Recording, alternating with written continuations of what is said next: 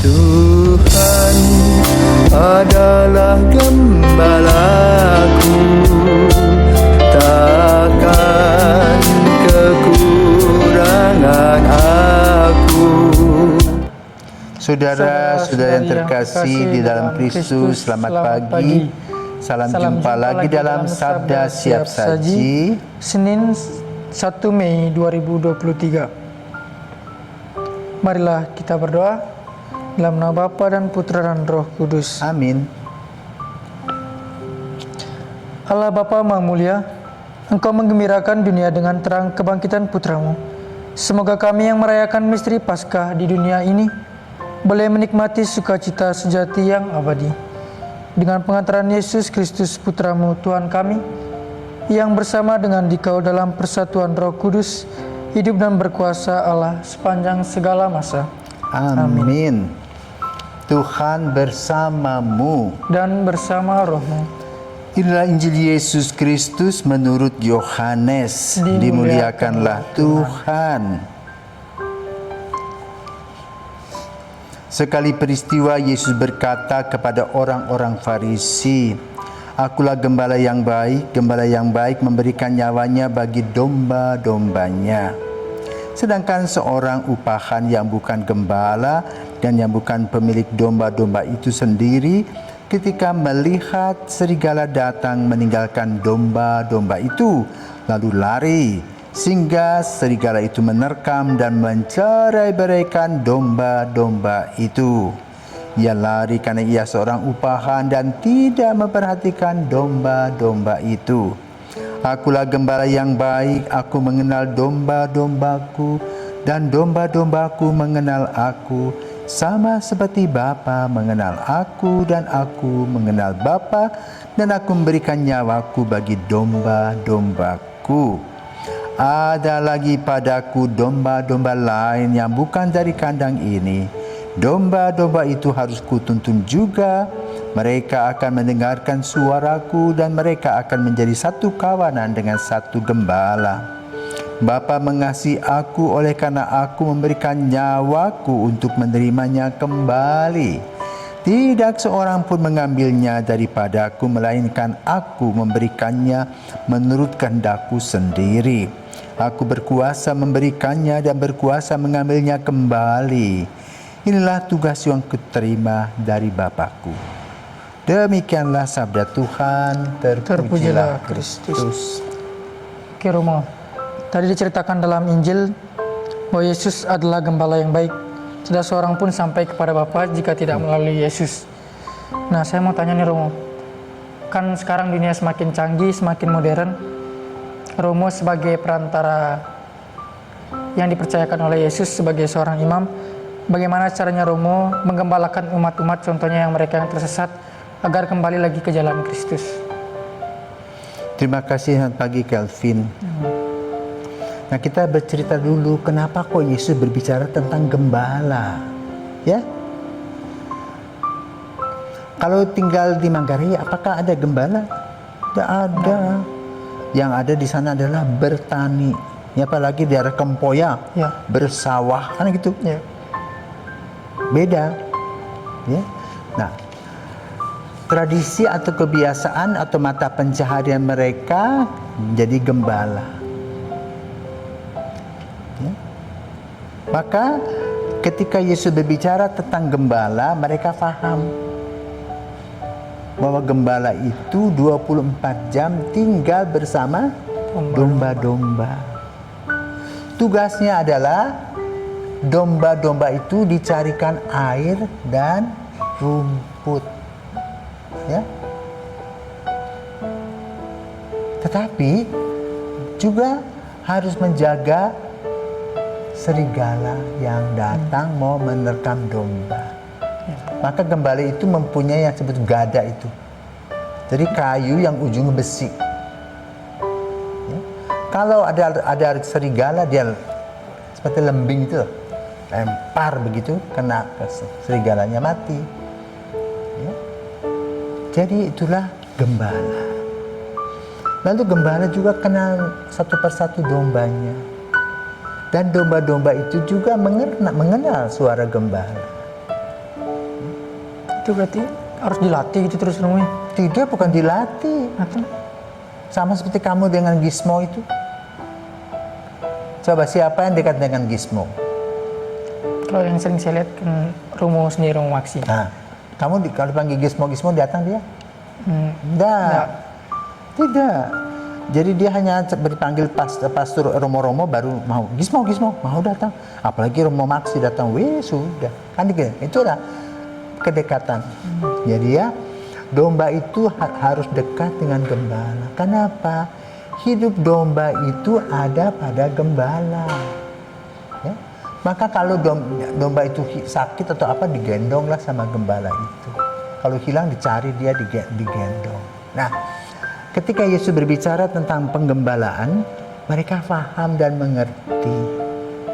Ya? Maka dikatakan tadi, kalau dia seorang gembala melihat datangnya serigala, dia akan berusaha mati-matian untuk mempertahankan hidup domba. Tetapi kalau upahan, lari dia.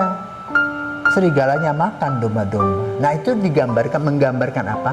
Itu analogi untuk kehidupan kita.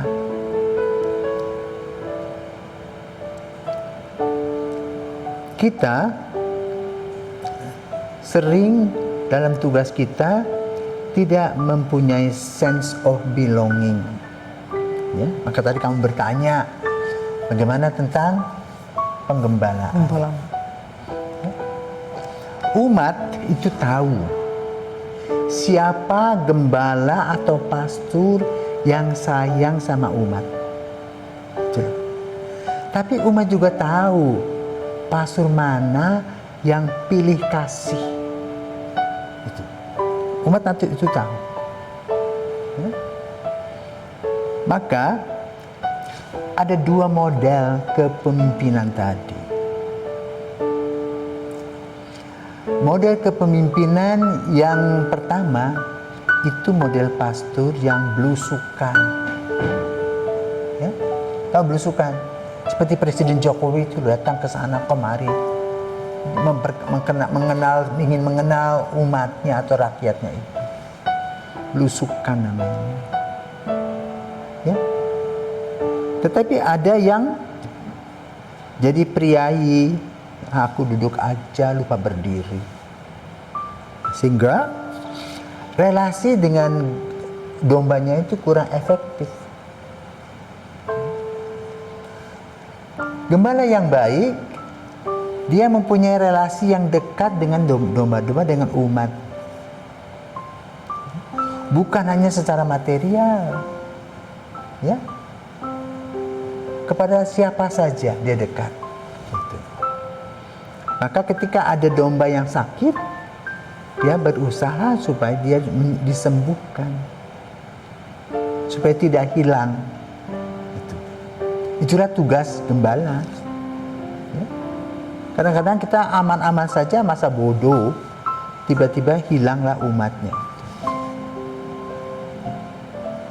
Kalau kita melihat sejarah gereja, ya, di Eropa itu sejak tahun 70-an, para gembala itu kurang serius. Cuek bebek aja. Ya.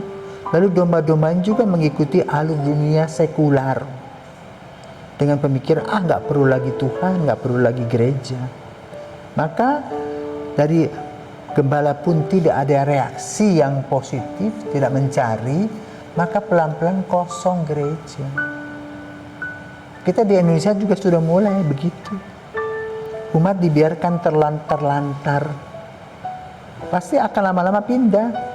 Kalau ada orang yang lebih bagus, mereka pindah.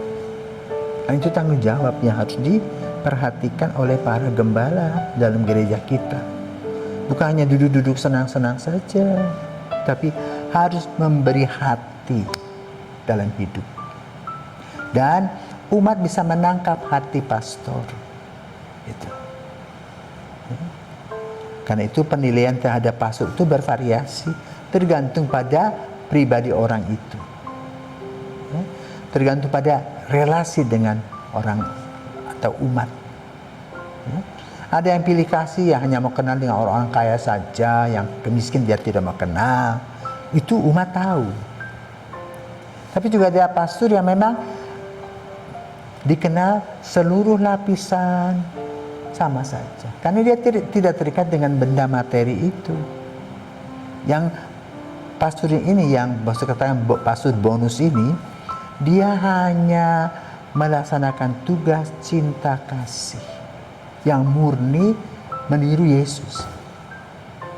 Nah, ini yang dikatakan gembala yang baik. Nah, gembala yang tadi kurang baik itu tadi gembala suruhan tuh, yang penting aku bisa mengumpulkan materi, sudah, umatmu yang miskin terserah, aku nggak peduli. Nah, itulah gaya pastoral. Maka bacaan hari ini, ya, di mana kita memulai bulan Rosario, ya, Yesus mengajak kita bersama-sama dalam urusan dengan penggembalaan. Nah, penggembalaan itu bukan hanya sebagai pastor, sebagai uskup, tetapi juga sebagai bapak keluarga, ibu keluarga, ya. Kemudian para petugas, entah guru, entah siapa, ya, harus betul dengan serius perhatikan visi, misi, dan aksi masing-masing sebagai gembala yang Tuhan tempatkan di sebuah tempat. Ada yang dokter, perawat, guru, kemudian juga ada yang berjualan. Semuanya ditujukan untuk apa? Untuk kebahagiaan bersama. Ya. Semoga dengan cerita atau ungkapan yang disampaikan oleh Yesus tentang gembala yang baik, kita semua merefleksikan diri agar memberikan yang terbaik di dalam kehidupan kita sehari-hari, sehingga kita menjadi gembala-gembala sesuai dengan situasi kita masing-masing. Selamat pagi, saudaraku terkasih, sampai jumpa.